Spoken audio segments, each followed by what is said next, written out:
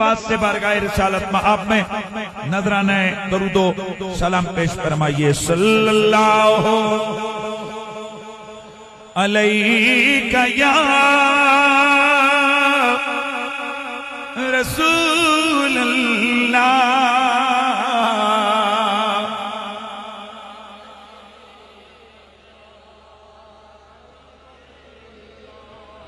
माशाअल्लाह काफी बड़ा इज्तिमा है और मैं समझता हूं कि इस दूर दराज के मकाम पर इतनी मुनज़्ज़म महफिल ये मोहतरम किबला हाफिज मोहम्मद अशरफ साहब ही का और इनकी टीम का ही खासा है, वगरना इतने दूर दराज के मकामात पर इतने अच्छे इंतजामात इंसराम और फिर इतनी तादाद में हुजूर के आशिकों का जमा होना, ये एक बड़ा खुद बहुत बड़ा मुश्किल काम है।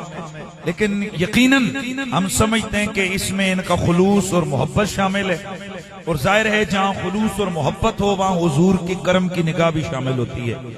तो यकीनन हुजूर की महफिल है, हुजूर की महफिल में सारे बुलाए हुए आए और किसी ने बुलाया हो या नहीं, यकीन कीजिए आमना के लाल की तवज्जो आपको लेके आई है।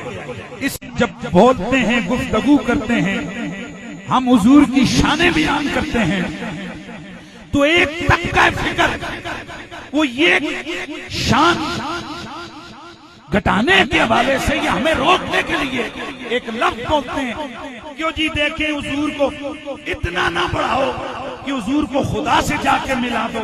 तो जरा जुमला समझना है कि हुजूर की कितनी शान बयान की जा सकती है। शाह अब्दुल हक मुहद्दिस देलवी आप फरमाते हैं हुजूर को खुदा नहीं कहना,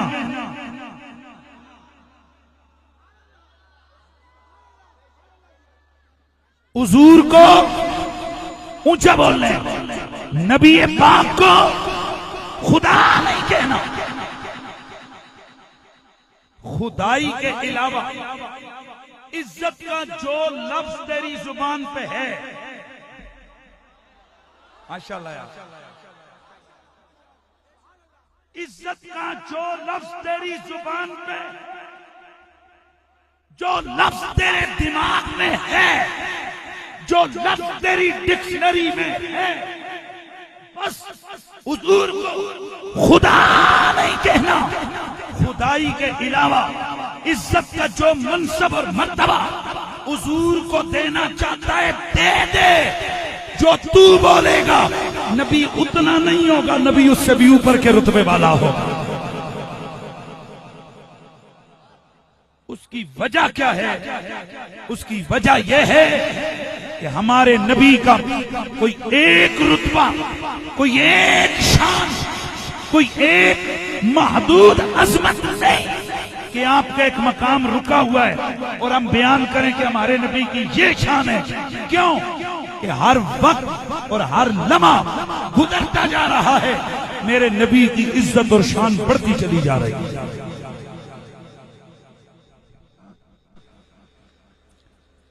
हुजूर को मालूम है कि हम यहां क्यों बैठे। मैंने जब ये एक दफा बात की तो नीचे से चित्त आ गई, ये नबी का मकाम नहीं है, ये खुदा का मकाम है कि उसको पता है कि कौन क्या करता है। मैंने कहा जनाब अल्लाह ने तो ये भी फरमाया कि मैं जिसे जो चाहूं जितना चाहूं दे दूं, आपने फिर फाटक क्यों खड़ा किया है?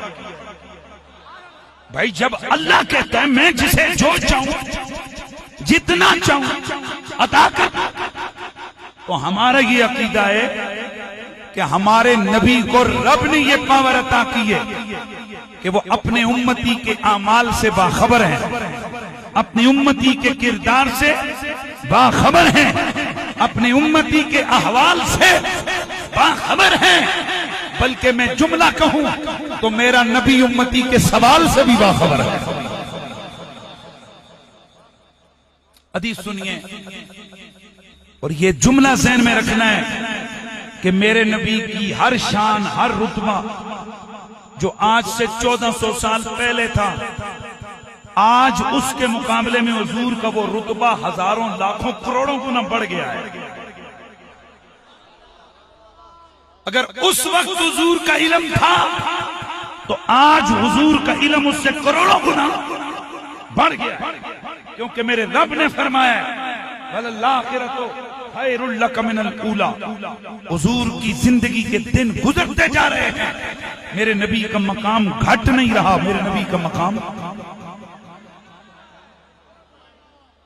हजरत अनस बिन मालिक रज़ियल्लाहु ताला अन्हु, आप मेरे नबी मुकर्रम की बारगाह नाज में हाजिर हुए।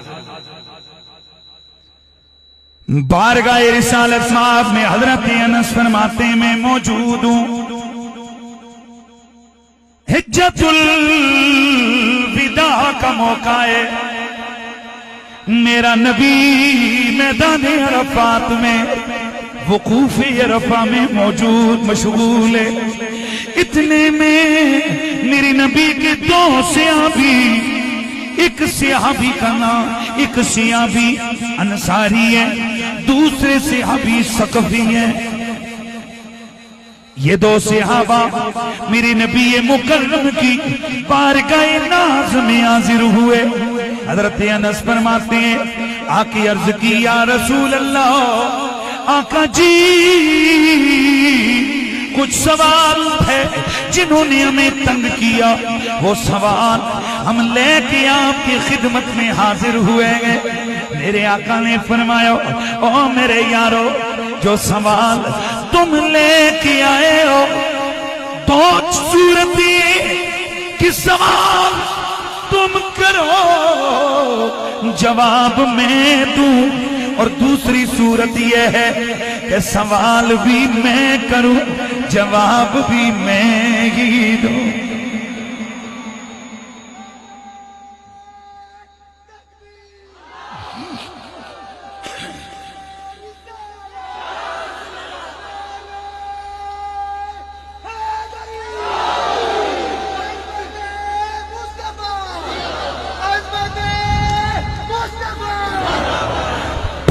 सूरत ये है कि तुम सवाल करो मैं जवाब दूं, दूसरी सूरत ये है कि जो सवाल तुम दिल में लेके आए हो वो सवाल भी मैं करूं जवाब भी मैं दूं। अब तवज्जो से सुनना है, अगर कोई और होता, अगर कोई और होता वो कह देता कि जनाब इसमें तो इल्म गैब का दावा है, क्योंकि दिलों की हाल अल्लाह जानता है, इससे हमारा तौहीद का अकीदा कमजोर होने का अंदेशा है। लेकिन जरा सुन, मेरे नबी के सहाबा ने जवाब क्या दिया। अर्ज की या रसूल अल्लाह, आका जी सवाल भी आप करें जवाब भी आप दें, ये तो और भी बड़ी बात है, इससे हमारा ईमान मजबूत हो जाएगा। ये बात आपने समझनी है।